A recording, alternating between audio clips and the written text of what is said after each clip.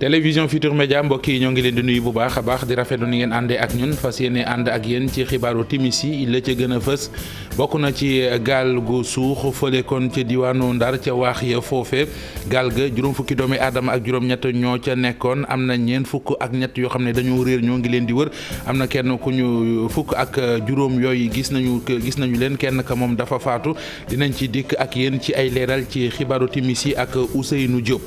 beneen diwaan boobu askan fa nekk ñoo ngi dundi jafe-jafe moo di quartier bii di xaaxum nekk ca Kaolack quartier baa nga ca biir ndox ma ba léegi lu ni mel nag tax na askan wi di sàkku ñu dimbale leen ci ndax sonn nañu lool lu bari seen ay bagage kon ndox ma yàq na ko ca biir ndox ma la ñuy dund am na ci ñoo xamante ne sax dañuy dem ba yegg ci di fanaan biti ndax lii di ndox ma moo nangu seen ay dëkkuwaay. wàllu tàggat yaram ak afro basket équipe nationale ba ca Kigali ak nañuy doxalee foofe am nay observateur yu gis ne équipe la boo xamante ne ji mënees na koo jàppee favori la tax bokk na ci secteur intérieur am bu fort ak it ci wàllu tir extérieur rek niñ ci doxalee. wàllu beach soccer ci Russie Sénégal yegg kon ci fi nga xamante ne ji moo di ca demi-finale ya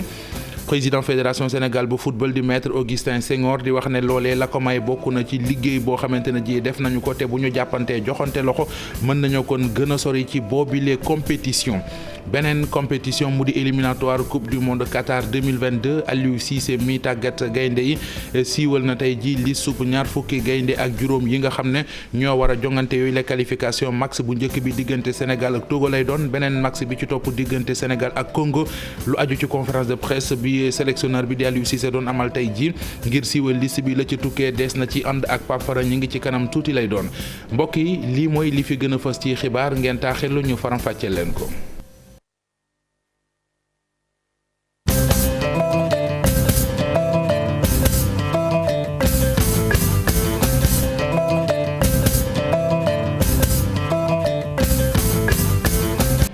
ñoo ngi leen di nuyu dellu rafetlu ànd bi ak télévision Futurs Médias ni ñu ko junjëwoon ci bopp bi la ñu duggee ak yéen ci yaatalu xibaar yi doore ko ak la xew fële ca waaxi Ndar yi mu di genn gaal gu suux gaal ga juróom fukki doomi aadama ak juróom-ñett ñoo ca nekkoon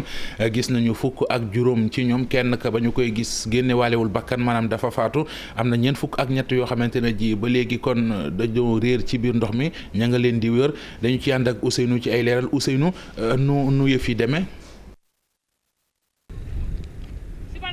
waaw ni nga ko waxee rek noonu la ñi nga xamante ni tey jii ñoom ñoo rëcc ci gaal bi jamono ji ñu ngi soog a ñëw fii ci diwaanu Ndar géej fukk ak ñaar jamono ji ñoo ñëw kenn nag daf ci mujjee ñàkk bakkanam jàpp leen ci gaal gi juróom fukk ak juróom-ñetti nit ñoo ci nekkoon ci juróom fukk ak juróom-ñett yooyu fukk ak juróom lañ ci gis kenn moo ci ñàkk bakkanam fukk ak ñeent yi ñoom la ñu daal di indi fii ci diwaanu Ndar géej ñu daal di leen yóbbu fële nga xam ne mooy gendarmerie def ay enquête waaye tamit yóbbu leen ci hôpital ndaxte ñenn ñi dañu sonn lool ñu jàpp itam ci lu jëm ci wàll woowu ñeent fukk ak ñetti doomu aadama jamono jile ñu ngi leen di wër ba léegi kenn gisagu leen Ahmed Sow chef centre base navale bu coordination bu Saint-Louis moom nag desiwaat na ci lu jëm ci wàllu liggéey bi nga xamante ni tey jile amal nañ ko. 10 heures lañ ñu woo ñu ni ñu am na benn pirogue bu këppu te pirogue boobu Ndar la déparé pour dem Espagne ci cadre immigration clandestine biñ ko yëgee dañu aussitôt yóbbu benn navire marine nationale foofu mu fekk fa beneen navire civil pour ñu seet jéem a récupérer ay rescapés donc léegi nii au total 15 nit la ñu récupérer kenn ki dundul donc jox nañ leen sapeur pompier ak gendarmerie pour ñu def ci enquête bi ci war. opération yi ñoo ngi wéy ay navire marine actuellement ñoo ngi géej benn avion armée de l'air sax ñëwoon na waaw am nañu yaakaar waaye dina jafe ndax ñu demoon ci gaal yi kenn solu si woon brassière. kon nag mi ngi noonu lu jëm ci wàllu mbëkk mi mbir yi dafa mel na dafa tàmbaliwaat ndaxte jamono jile ñu ngi nuy wax lu bare ni am na ay xale yoo xamante ni ñu ngi tenté dem fa li nga xamante mooy Espagne tey jile nag benn gaal moo daal di suux ci diwaan Ndar géej juróom fukk ak juróom-ñetti nit ñoo ci nekkoon fukk yi ak ñeent gis nañ leen kenn kii dafa faatu ña ci des ba léegi ñu ngi leen di wër. jaajëf Ousseynou danañ ci àndaat ak yow ci xibaar yu gën a yaatu ñeel xibaar boobee kon nga ñu doon baaxee mu di gaal gu yeboon ay nit yu bëggoon tukki Espagne gaal ga wëngeeju ci waaxi Ndar yi juróom fukki doomi aadama ak juróom-ñett ñoo ca nekkoon am na kenn ku ca faatu fukk ak juróom la ñu gisagum am na ñeent fukk ak ñett yooyu réer nañu ci ndox mi des ci ndox meeg li mu jur ne loraange ña koy dund moo di askan wa ca quartier Xaaxum ma nga ca Kaolack ñoom taw yi fa wàcc keroog moo leen génneekoon ci seen i dëkkuwaay ñu nekk ci coono jamono ji ñu bari ci biir ndox mi la ñuy fanaan ba ñu fanaani biti bëgg nañu ku leen dimbali ndax sonn nañu lool dañu ci ànd ak Pape Mbaye Diaw. juróom fukk ak ñetti millimètres yi nga xamante ni nag daf koo taw quartier bi ñuy wax Xaaxum fii ci Kaolack nag foofu ay kër yu bëri ñoom ñu ngi ci ndox mi Fatou Diouf moom néegam dafa fees dell ak ndox ñu fekk ko muy fexey nu mu def ba ndox mi génn ci néeg bi ndaw si duñu xamal rek jafe-jafe yi nga xamante ni moom la ñuy nekkee saa yu nawet jotee. ndox mi moom gis nga néeg bi ni mu mel yëpp ndox la ci suba ba tey maa ngi war a jaay mënumaa jaay te su ma jaayee ci laay dundal suma njaboot gi waaw mu nekk nag di tànq di wàññi su wàññee ko ma dem liggéey ndox mi nag moom canal bi moom xanaa su paree du mel nii xanaa mais métti na trop nag fu métti yem ndax nga xëy war a liggéey indi dundal sa njaboot xëy toog fii ba heure bii métti na de fii yëpp mu ngi fees dell sama xale yi jógaguñ ci lal bi lañ dankale ko ñun ñëpp. ci geneen kër gi it loolu lan fa nemmeeku njaboot gi ci néeg yu fees dell yeeg ndox mi ci la ñuy fanaan kii dëkk ci quartier bi dina xamal ne naam am na liggéey yoo xamante ni autorités yi sumbal nañ ko fi waaye ba léegi jafe-jafe inondation yi mi ngi wéy fii ci quartier bi. te inondation yi ba léegi moom inondation bi tax ñu génn si jafe-jafe yi nga xam ne à chaque fois ñu ngi ko doon dund ndax boo seetloo ba léegi te bu tawee rek nit ñi ñu ngi génn kër yi ñu ngi fees boo seetloo ba léegi tamit ndox mi évacuation bien vrai mi ngi dem nànk mais dafa yéex trop ndax liggéey bi eggul te nit ñi nag ndox mi ne ci biir kër yi aussi loolu mënuñ koo génne. askan wi nga xamante ni nag ci ndox mi lañu nekk ñu ngi sàkku ci nguuru Sénégal mu jàppale leen. xanaa ñu dimbale ñu ci rek lu ñu ci waaye woon a dimbalee rek ngeen dimbale ñu sonn nañ trop. waaw ñun waa Xaaxum daal bu nawet jotee moom coono bi la ñuy dund kullu Xaaxum nag ku fi nekk rek yaa ngi ci coono. te nit ñi nag ndox mi ne ci biir kër yi aussi loolu mënuñ koo génne donc ay moto pompe yi nga xam ne moom mooy moto pompe yu am doole moo ko mën a génne ci kër yi mën ko jàllale ci bassin bi ba waa kër googu mën a am fuñ tëdd. ci quartier boobu ci Xaaxum nag kër yu bëri seeni borom dañ koo abandonné lu ëpp ay at te lenn waralu ko rek lu dul marché Baraka ba ca Liberté 6 tey jii dund ñu fa yoor gu tàng jër yoor gi doxoon ci diggante ay jàppante ba kon doxoon ci diggante ay jaaykat yu nekk ci boobu les marché ak i nit yu ñu ne ay nervi la ñu maanaam borom yi doole yoo xam ne mairie bu Sicap ñoo leen recruter ñoom jaaykat yi dañoo gis ne daal dañ leen a bëgg a jaay doole ak di leen bëgg a dox ci seen kaw lu tegewul ci yoon am na fay cantine yooyu jot nañu ko fa yàq boo doon xool kon lu aju ci la ñu fa ñàkk nañu ko xayma bëri na mu di lool commerçant yi ñu ngi koy ñaawla bu baax a baax gis ne lu aju ci mairie bi nga xam ne moom moo leen yilif moo leen bëgg a jaay doole ngir jële leen fa waaye loolee duñu ko nangu Fat Bintou Konté. marché Baraka bi nekk Liberté 6 extension tey nag dañoo yeewu ay nervi ñëw fees dell ci marché bi commencé yàq li nga xam ne moom moo di seen i buntu magasin yi. depuis démb la ñu dégg ay écho fii ne que mairie bi dina ñëw ak ay nervi ci marché bi effectivement loolu la def ndax c'est 5 heures du matin sama téléphone sonné na ñu yëgal ma ne marché bi dañ ko entouré ak ay nervi bi ñu ñëwee effectivement nervi yi mot nañ 200 toj nañ fi ñeenti buntu cantine wala ñeenti cantine wala juróomi cantine yoo xam ne yàq nañ seen buntu yi fekkuñu fi seen borom dañoo dajji cantine yi te fekkuñu fi seen borom. ba tax ni ñoom yëf yi bàyyiwuñu ko mu sedd ndax dañoo commencé woon di riposter xeex mujj cee juddu. dañuy riposter nervi civil dañuy riposter santi añ bu buggee lu mu bëgg na jaar si yoon bu jaarul si yoon lu mu fi indi bu ñëwee fekk fi lu ko pire on est prêt. commerçant yi nag jamono ji dañoo mer ba fut jàppale nag ki nga xam ne moom mooy di maire bii di santi añ dafa bëgg leen jaay doole ci marché bi le te duñ ko nangu. tegu ko fenn. day jaay doole waaye doole bi fii la nekkee te wan nañ ko ne doole baa ngi fi ndaxte nervem yi dañoo daw fooket.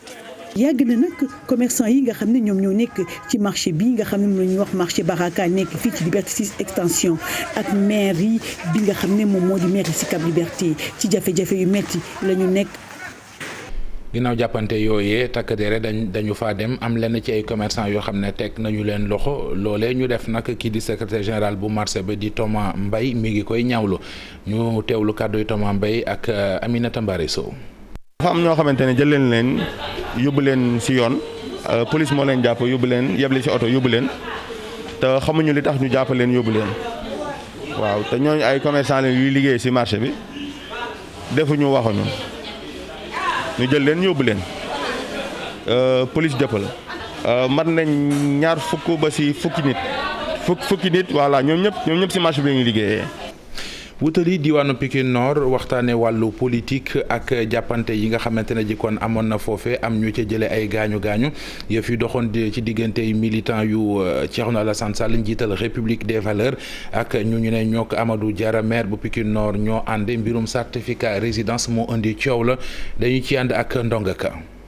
ay jàppante yu tar ci mairie bu Pikine Nord mu dox naka ci diggante militant yu parti la République des Valeurs ak tamit militant yu maire bu commune bi mu am ci ñu fi jëlee nag ay gaañu lii di buntu maire bi ñu daal di koy yàqatee. xeex ñun ànd ak militant ak moroomam dañoo ñëw fekk li nga xam ne moom mooy institution muy municipalité bi boobu lañ ñëw saccagé ko biñ koy saccagé seen gros bras yi ñoom ñoo jël ay xeer sànni ko ci verre yi nga xam ne moo fi nekk mu toj am na ci ñi nga xam ne sax. romb nañ sax vers yooyu maanaam porte centrale boobu dugg ci biir ba fekk ay nit ci biir am nu ñu leen def parce que on était minoritaire.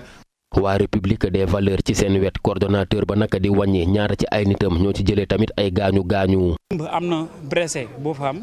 ñu damm bakken bi mu ngi nekk en soins intensifs Ousseynou Ndiaye ñu agressé ko kan moo ko agressé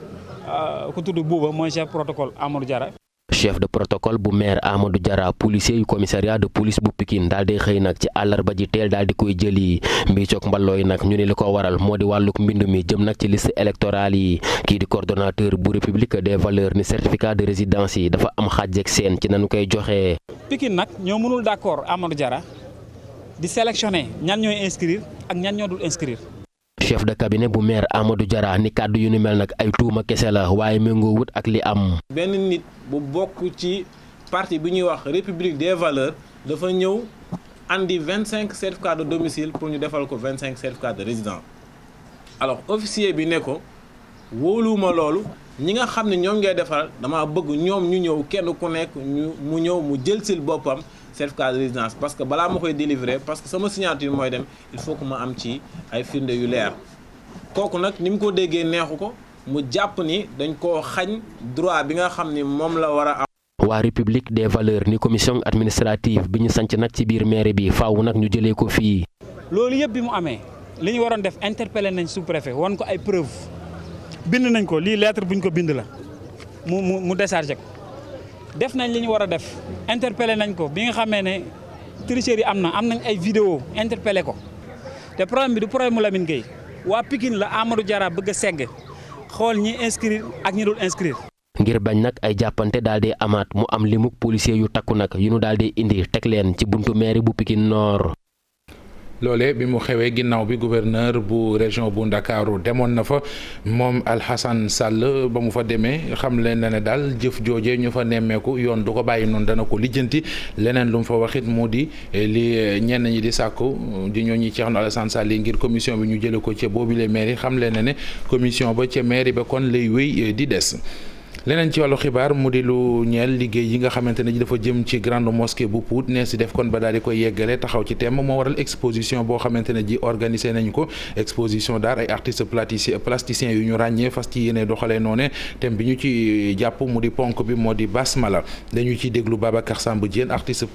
plasticien di lu siwaat na ci xalaat boobee ak la ñu ci jublu dëgg-dëgg ñu déglu ko ak Ibou Diouf.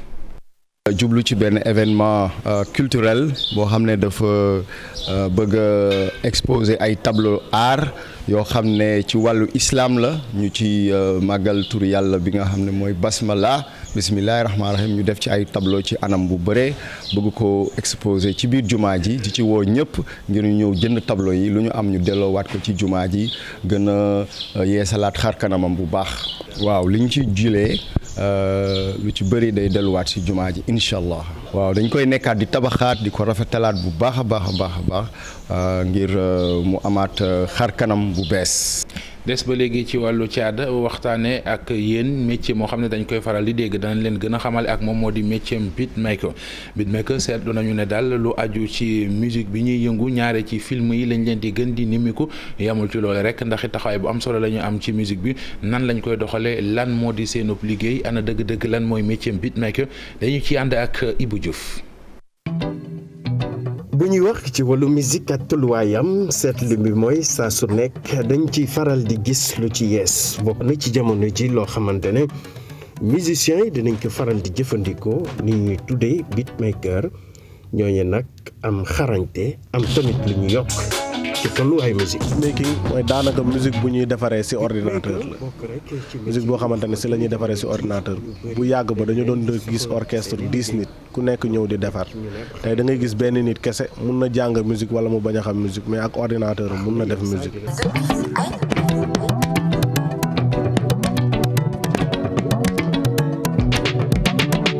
Beatmaker bu ñu koy wax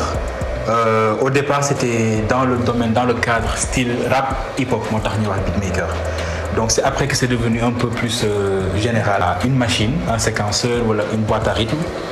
ak ay sample. beatmaker bokk rek ci métier yi nga xamante ni jamono ji ñu bëri dañu leen di soxla ci seeni liggéey ñoom tamit ñu ne xarañte lañ ci àndal.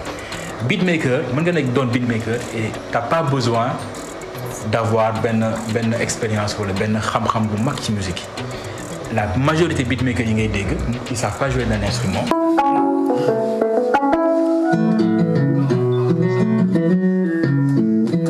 évolution bi moo demee noonu tey boo gisee entreprise da nga doon gis